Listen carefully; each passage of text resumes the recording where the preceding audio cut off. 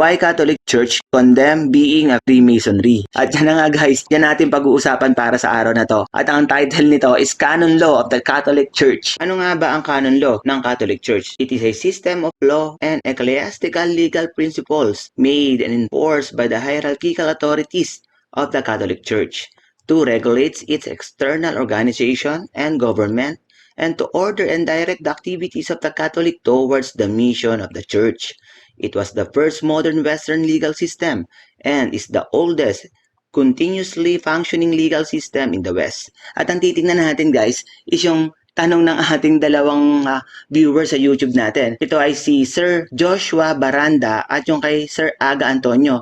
Ang sabi nila is, ask lang po sir, why Catholic Church condemn being a Freemason? Or what is the Catholic Church official position on Freemasonry? Are Catholic free to become Freemasons? May nakita tayong article na sinagot yan yan. Sabi, Freemasonry is incompatible with Catholic faith. Freemasonry teaches a naturalistic religion that espouses indifferentism, the position that person can be equal pleasing to God while remaining in any religion. Ang sabi nila is Masonry is a parallel religion to Christianity. The New Catholic Encyclopedia state Freemasonry display all the elements of religion, and as such, it become a rival the religion of the gospel. It includes temples and altars, prayers and moral code, worship, vestment, feast day and promise of reward or punishment in the afterlife. It is initiate subscribes to select blood oath that are contrary to Christian morals. The prospective Masons swear that if ever reveal the secret of Masonry, which are tribal or already well known, he will be subject to submutation to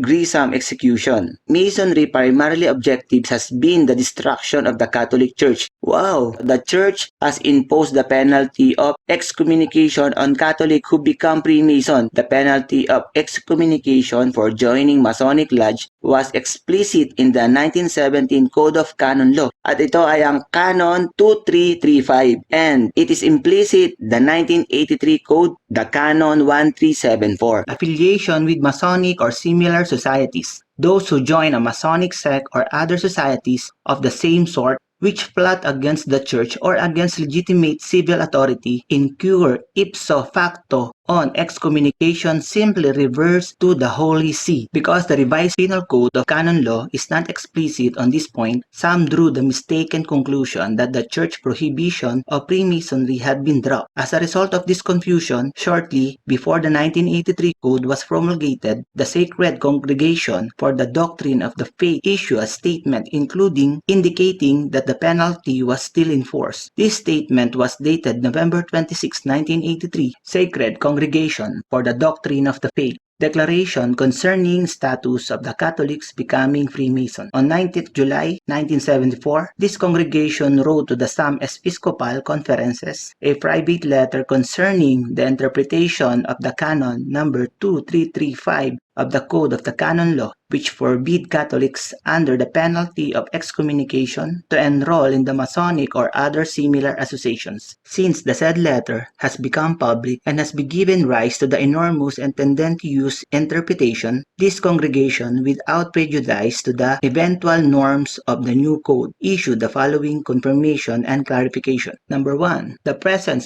canonical discipline remains in full force and has not been modified in any way. Number 2. Consequently, neither the excommunication nor the other penalties and besides had been abrogated. Number 3. What was said in the aforesaid letter as regards the interpretation to be given to the canon in question should be understood as the congregation intended merely as the reminds of the general principles of interpretation of penal law for the solution of the cases of individual persons which may be submitted to the judgment of the ordinaries. It was not, however, the intention of the congregation to permit episcopal conferences to issue public pronouncement may waive the judgment of the general character of the nature of Masonic association, which would imply a derogation from the aforesaid norms. Rome, from the office of the Sacred Congregation of the Doctrine of the Faith, 17 February 1981, Franco, Cardinal Sepper, Prefect, Father Jerome Hammer, OP,